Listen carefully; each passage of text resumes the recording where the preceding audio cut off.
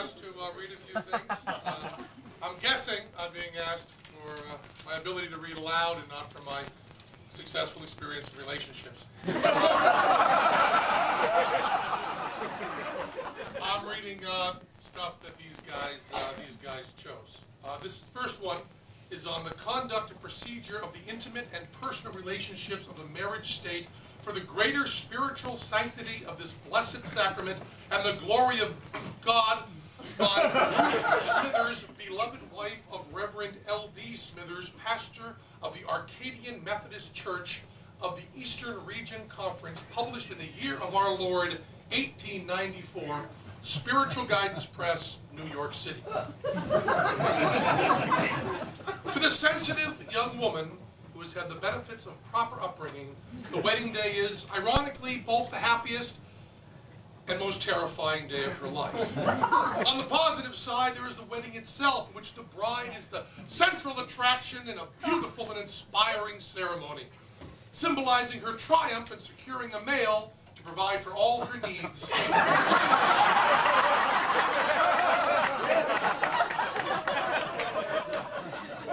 On the negative side, there is the wedding night, during which the bride must pay the piper, by facing for the first time the terrible experience of sex.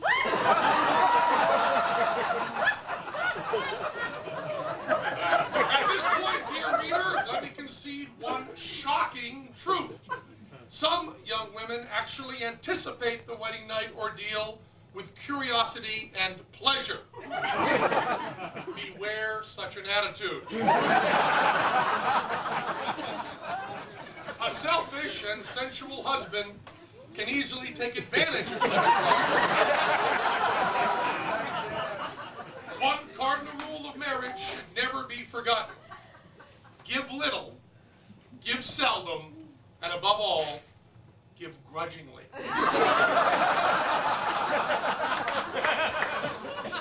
So much for the Christian advice.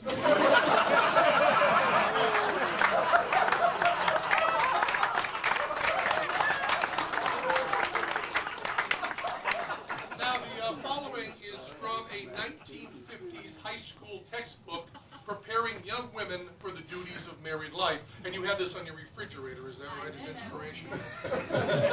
Number 1, have dinner ready. Plan ahead, even the night before, and have a delicious meal on time. This is a way of letting him know that you have been thinking about him and are concerned about his needs. Most men are hungry when they come home, and the prospects of a good meal are part of the warm welcome need. 2, prepare yourself. Take 15 minutes to rest, so you'll be refreshed when he arrives. Touch up your makeup, put a ribbon in your hair, and be fresh looking. He has just been with a lot of work-weary people.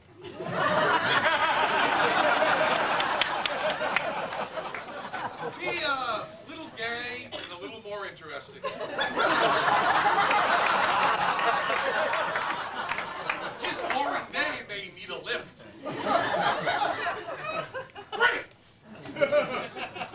clear away the clutter. Make one last trip through the main part of the house just before your husband arrives, gathering up school books, toys, paper, etc. Then run a dust cloth over the tables. Your husband will feel he has reached a haven of rest and order, and it'll give you a lift too. 4, prepare the children. Take a few minutes to wash the children's hands and faces. If they're small, comb their hair. And if necessary, change their clothes. They are little treasures, and he would like to see them playing the part. 5, minimize the noise. At the time of his arrival, eliminate all noise of washer, dryer, dishwasher, or vacuum. Try to encourage the children to be quiet. Be happy to see him. Greet him with a warm smile, and be glad to see him. 6, some don'ts.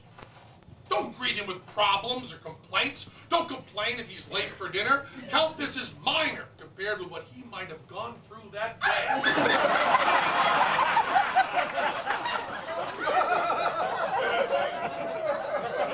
be back to the do now. 7, make him comfortable.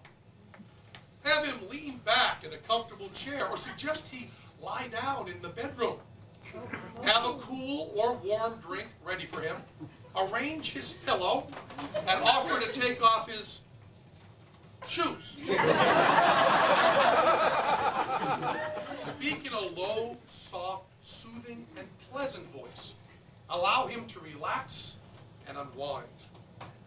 8, listen to him.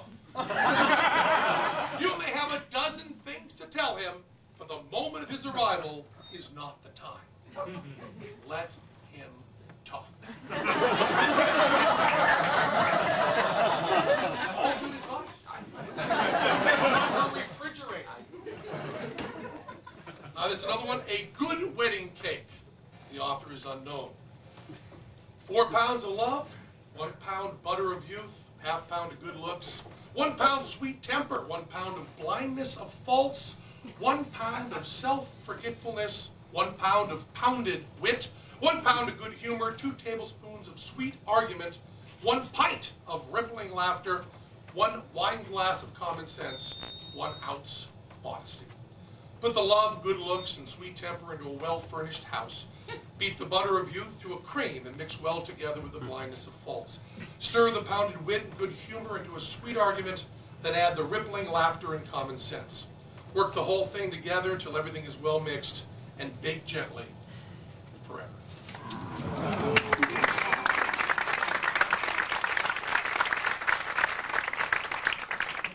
The next thing they wanted me to read is an excerpt from a speech that Nicholson Baker gave on July 11th, 1987. And this was written by Nicholson at the wedding of his sister, who was Rachel Baker August. These are excellent words, husband and wife. They lean toward each other. They exist in reference to each other. They link arms.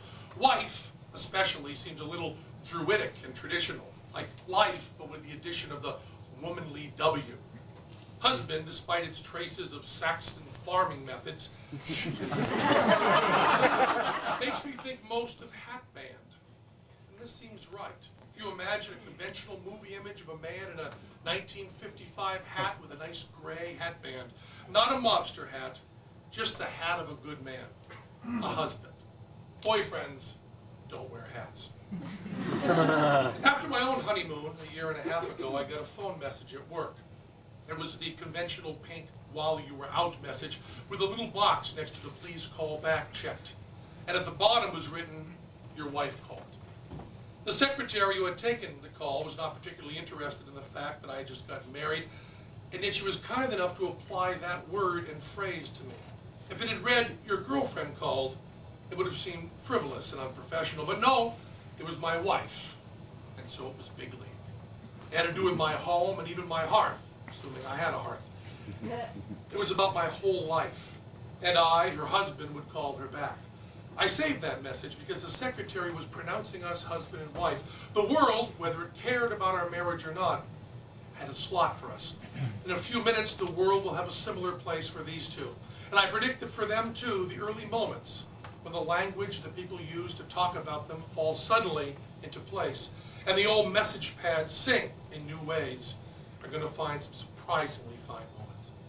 At the same time, when we get to exercise our categories and conventions in shameless fashion, the two of them now have the freedom, as they didn't quite have before, to go wild with their own private language and invent many strange, embarrassing names for each other, with the knowledge that these two, though kept secret from us, will last.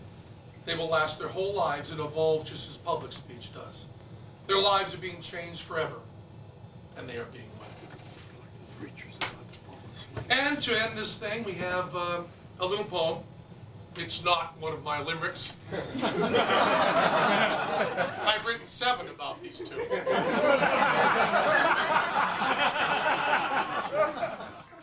Good rhymes, Krista and Todd. A lot of good rhymes. A lot of good ones.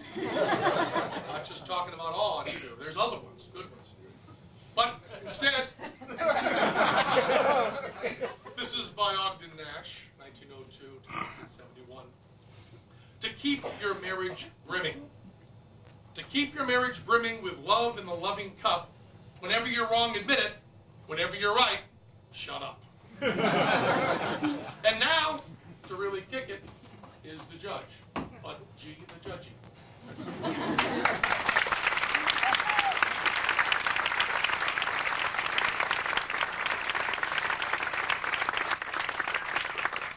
Done a lot of weddings, but that's probably the toughest act to follow.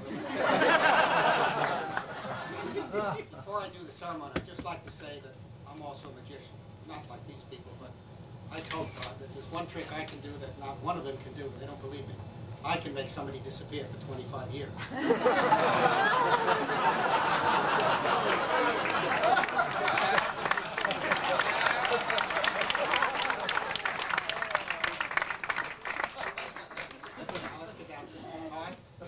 Krista, if you face me.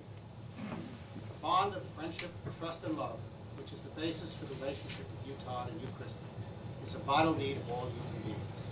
The human being alone is indeed a sad and lonely person. The need to communicate with another human being, the need of emotional support by another human being, the need for love for another human being are all essential to survive. Yet within this framework, the present posture of the marriage relationship, many men and women in this world, despite these needs, still feel a strong sense of keeping a certain separateness. It is best to claim this passage from the prophet by the proudly rhyme. Love one another, but make not a bondage of love. Let it rather be a moving sea between the shores of your soul. Fill each other's cup, but drink not from one cup. Give one another of your bread, but eat not from the same loaf. Sing and dance together, and be joyous. But let each of you be alone, even as the strings of a lute are alone, though they quiver with the same music. Now, Todd and Krista, do either of you know any reason why you two should not legally be joined in marriage? Is there anyone present who can show any just cause why these two parties should not legally be joined together? If so, let him or her speak now, or forever hold their peace. Moving right along.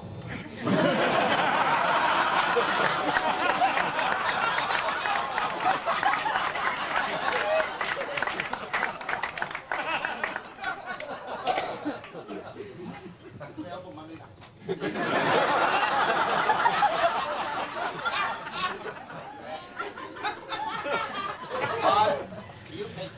To be a wife from this time on, to join with her, to share with her all that is to come, to give and to receive, to speak and to listen, to inspire and to respond, and in all circumstances of your life together, to be loyal to her with your whole life and your whole being.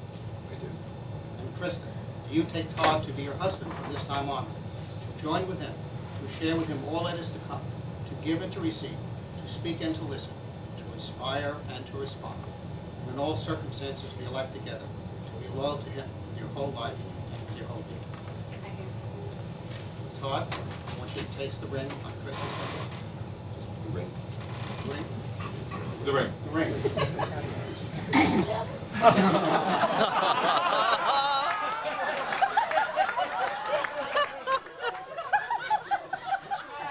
There is nothing up my sleeve. My hands are completely empty. And yet, in just 3 seconds, it's 3, right, Mike? Yep. In this sealed and zippered case,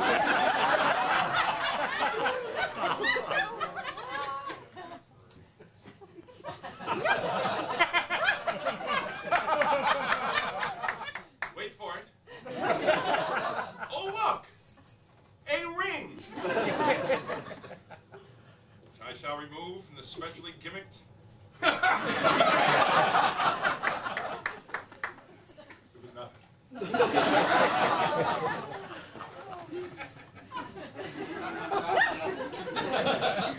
Todd, please place this ring on Krista's finger and repeat after me. With this ring, I be wed. With this ring, I be wed. Now, before I conclude the ceremony, I'm going to take the liberty of doing something that I do at most ceremonies, and that is reading a few passages from an American Indian poem from the Northwest American Indians. I think this best feels what it will be like for you and what everybody feels for you. This is what the medicine man said to the brave and the sport in front of the TV. Now you too will feel no rain, for each of you will be sheltered from the other. Now you will feel no cold, for each of you will be warm from the other. Now there is no more loneliness. Now you are two persons, but there is only one life before you. Go now to your dwelling to enter into the days of your life together, and may your days be good and long upon this earth. Now, as both of you have consented to wedlock and agreed to do so before me, by virtue of the authority vested in me by the state of New York, as a justice of the Supreme Court of the state of New York, I have the great privilege to pronounce you husband and wife, and if the groom will kiss, the bride will kiss the groom, and the judge, the ceremony will be over.